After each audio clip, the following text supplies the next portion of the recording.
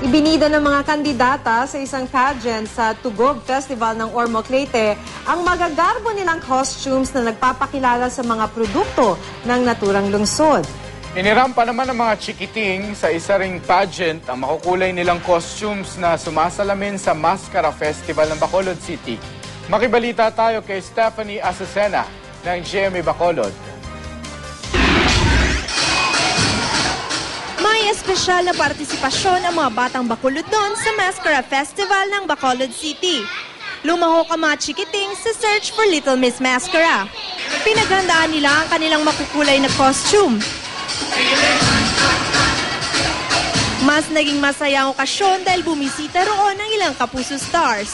Present ang dating kontesta ng Artista Search na protege na si Nomer Limatog at ang cute na si Jillian Ward. Happy Mascara Festival! Bahagi rin ng Mascara Festival ang DocuFest ng Eyewitness. 8 dokumentaryo ang ipinalabas. Pinangunahan ni Jay Taruk ang isang forum.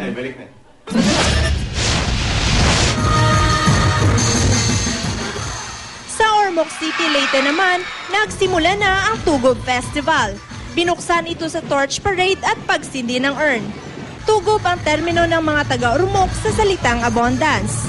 Kaya ang kapistahang ito, paraan daw nila ng pasasalamat sa Diyos para sa masaganang kalikasan ng Ormoc.